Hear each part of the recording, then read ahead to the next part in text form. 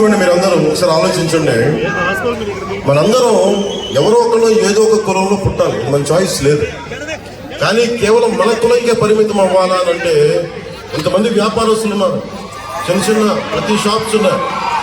ఒక కులాన్ని నమ్ముకుంటే ఎవరు వ్యాపారం చేయలేరు, ఒక కులాన్ని నమ్ముకుంటే ఎవరు ఏది చేయలేరు. కానీ ఎవరి కులాలకి వెనుకబాటుతనాన్ని గుర్తింపు ఇవ్వాలి. ఇది దృష్టిలో పెట్టుకొని మనం నేను పుట్టిన కులంతో పాటు అందరికీ గౌరవిస్తాం. కానీ సమస్య ఏంటంటే జగన్ ఆయనకి కాపులు ఓట్లు కావాలి, కానీ కాపుల్ని అందరూ నచ్చ తిట్టించారు. నేను ఎప్పుడన్నా కేవలం కాపులకే నేను పార్టీ పెట్టాను నేను ఎప్పుడన్నా చెప్పాను. మీరు బళ్ళారి వెళ్ళండి, కర్ణాటకలో బళ్ళారి వెళ్ళండి, రాయచూర్ వెళ్ళండి, చిక్బళ్ళాపూర్ వెళ్ళండి, విదేశాల్లో ఎక్కడో నాష్వా సిటీకి వెళ్ళండి. నేను ప్రపంచంలో ఏ మూలకి వెళ్ళినా నన్ను కులాలకి మతాలకి అతీతంగా నన్ను ప్రేమిస్తాను.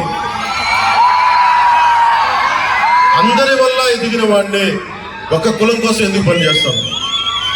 అన్ని కులాలు బాగుండాలని కాదు, కానీ నన్ను ఒక కులానికి పరిమితం చేయడానికి కేవలం కాపు నాయకుల చేత తిట్టిస్తే ఇవన్నీ అర్థం కాని ఈ చిల్లర పనులు చూస్తూ ఉంటే నాకు జగన్ చూసి జాలేస్తుంది.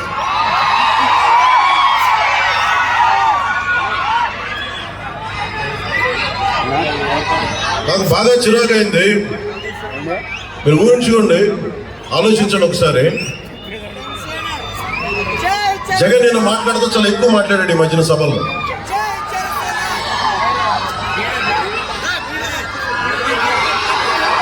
ఓజీ పోస్టర్ చూపిస్తాను. జగన్కి ఒకటే చెప్తా ఉన్నా, జగన్ నువ్వు శివశివాని స్కూల్లో 10th క్లాసు ఇంటర్ పేపర్లో నువ్వు లీక్ చేస్తా ఉంటే నేను చెగువేరా గురించి చదువుతా ఉన్నా. విప్లవ నాయకుడు చెగువేరా గురించి, నోమ్ చోమ్స్కి చాలా పెద్దోళ్ళ గురించి చదువుతా ఉన్నాను.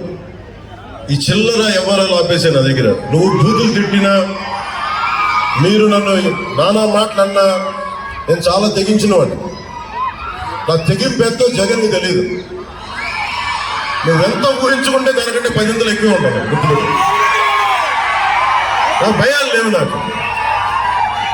ప్రతిరోజు రాజకీయాల్లో పార్టీ పెట్టడానికి నేను తప్పిపోయిన నర్సాపురంలో సాక్షిగా చెప్తున్నా.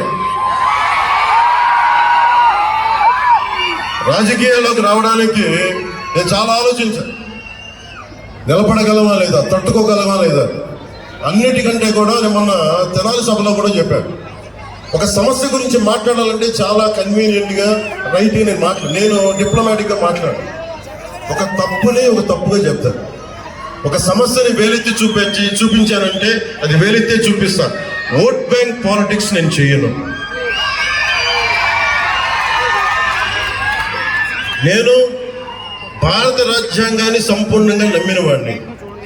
భారత రాజ్యాంగాన్ని సంపూర్ణంగా నమ్మిన వాడు రాజకీయం చేస్తే ఎలా ఉంటుందో జనసేన చేసి చూపిస్తుంది.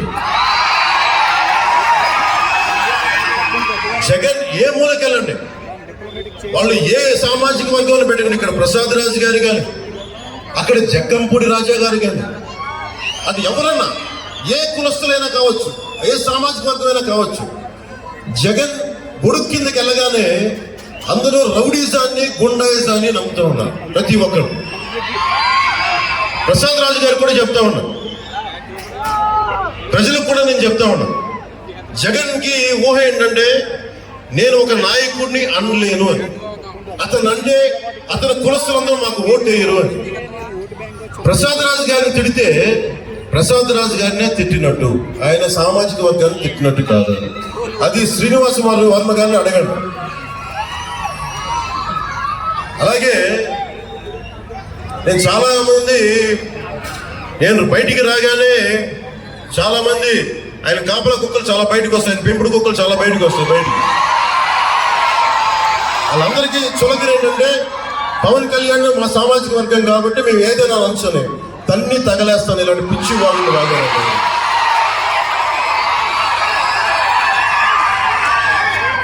మేము కాపు డాష్లన్నీ అంటే ప్రకారం పెట్టి 4 బయటికి లాగుతుంది. పిచ్చి మాటలు మాట్లాడకండి. ఫోన్లే కదా అని చాలా సార్లు వదిలేస్తా ఉంటా. అలాగే సజ్జల రామకృష్ణారెడ్డి గారు ఈరోజు మాట్లాడుతా, వైఎన్ కాలేజీలో చదువుకొని చిన్న స్థాయి నుంచి వచ్చి ఎదిగిన వ్యక్తి ఈ రోజున పవన్ కళ్యాణ్ అనే వ్యక్తిని మీ ముందు నిలబెట్టి ఎన్డీఏ కూటమికి బలంగా వెన్నెముకలా తయారయ్యాడంటే అది చిరంజీవి గారి పుణ్యం, మెగాస్టార్ చిరంజీవి గారి పుణ్యం. నర్సాపురం వాస్తవ్యంలో కాలేజీలో చదువుకున్నవాడు. ఆయన కూర్చొని ఎంతమంది వచ్చినా ఏం చేయరు అని మాట్లాడుతూ ఉన్నారు సజ్జల రామకృష్ణారెడ్డి గారు. సజ్జల రామకృష్ణారెడ్డి గారు కూడా చెప్తున్నారు, మీరందరికీ డబ్బులు ఎక్కువైపోయినాయి, మీ అందరికీ అధికారం ఎక్కువైపోయింది, నోటికి ఏది వస్తే అది మాట్లాడటం అలవాటైపోయింది మీకు. రజనీకాంత్ వచ్చి, సూపర్ స్టార్ రజనీకాంత్ గారు వచ్చి చంద్రబాబు గారి కోసం ఆయన ఏదో ఆయన బాగుండాలని బర్త్డే విషెస్ చెప్పి ఆయన చెప్తే ఆయన కూడా తిట్టేస్తారు వీళ్ళు. మొన్నదాకా మెగాస్టార్ చిరంజీవి గారి పాపం ఆయనకి ఆయన ఏదైనా పాలసీలు చెప్తే బాగున్నాయని ఎంకరేజ్ చేసినప్పటి వరకు చిరంజీవి గారు మంచోళ్ళే. కానీ ఈ రోజున చిరంజీవి గారు జనసేనకి 5 కోట్ల రూపాయలు ఇచ్చి వారి అబ్బాయి రామ్ చరణ్ నువ్వు కూడా డబ్బులు ఇవ్వాలని చెప్పి జనసేనకి నిలబడాలని చెప్తే వెంటనే ఈ రోజున సీఎం రమేష్ గారు పెందుర్తి మన రమేష్ గారికి ఇద్దరికి మద్దతుగా నేను ఎన్డీఏ కూటమికి మద్దతు తెలుపుతున్నాను, లేదంటే వాళ్ళిద్దరికి మద్దతు తెలుపుతున్నాను అన్న ఒక మాట అనగానే చిరంజీవి వచ్చినా ఎవరు వచ్చినా ఏం అవ్వదు, మాకు సింహం సింగిల్గా వస్తే అది సింహాలండి. ఒక్కసారి మీ ముఖాలు చూసుకున్నారు, అర్థంలో మీరు సింహాల్లో ఉన్నారా? మీరు గుంట నక్కల సమూహంలో ఉన్నారు తప్ప మీరు సింహాల. మీరు సింహం ఎలా ఉంటుందో చెప్తాను మీకు, అది గడ్డంగా చూసుకున్నారు.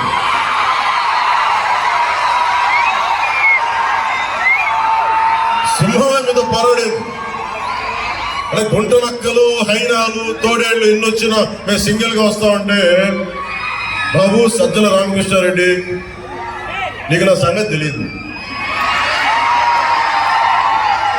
నేను ప్రతిరోజు జగన్ కూడా చెప్తున్నా,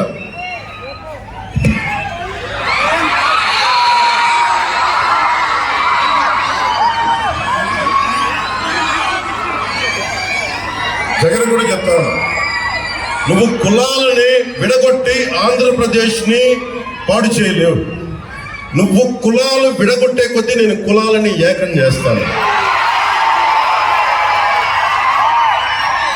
నువ్వు శక్తి బలిజల్ని వదలట్లా, కాపుల్ని వదలవు, మత్స్యకారుల్ని వదలవు, ఎస్సీ సామాజిక వర్గాన్ని వదలవు, ఎస్సీల్ని కూర్చోబెట్టి ఇంకా దారుణం చంపేసి మీ ఎమ్మెల్సీ చేత చంపేస్తే ఎంత ధైర్యం కాకపోతే మీరు డోర్ డెలివరీ చేసి నేనే హత్య చేశానని చెప్పి అతన్ని జగ్గంపూడి రాజా గారు భుజాల మీద పెట్టుకొని ఊరేగిస్తుంటే వాట్ అండ్ అడ్వాసిటీ అనిపిస్తుంది. ఎంత దురహంకారం లేకపోతే మీరు ఆ పనులు చేస్తారు. మీరు అంటే ఆంధ్రప్రదేశ్ లో ఎవరికి ఆలోచించడం మీకు భయపడతారని మీరు అనుకుంటున్నారా? బ్లేడు బ్యాచ్లను పెట్టుకొని మీరు రాజ్యాలని, మీరు ప్రజల్ని నియంత్రణ చేద్దాం అనుకుంటున్నారా? సజ్జల రామకృష్ణారెడ్డి గారు మీకు కూడా చెప్తున్నారు, మీరు పులివెందుల నుంచి వచ్చారు, లోపల ఈ అరాచకాలు చేసే మీరు ఆ ఫ్యాక్షన్ మైండ్ సెట్ నుంచి వచ్చారు నాకు తెలియదు. ఒక విప్లవకారుడు పాలిటిక్స్ చేస్తే మీకు ఎలా ఉంటుందో తెలియజేస్తాను, గుర్తుపెట్టుకోండి. మీకు నా సంగతి తెలియదు. ప్రతిరోజు పొద్దున్న లేస్తే సాయంత్రం ఇంటికి వెళ్తే ఇంటికి వెళ్ళినట్టు అంతే. ఎందుకు చేస్తున్నాను ఈ సరదా? కోట్లు సంపాదించాను, కానీ ఈ నేల కోసం నిలబడే మనుషులు కావాలి. అల్లూరు సీతారామరాజు గారు ఉన్నారండి కాదు. ప్రతి సమకాలీన సమాజంలో అరాచకం మీద తిరగబడే వ్యక్తుల సమూహం, యువకుల సమూహం, నాయకుల సమూహం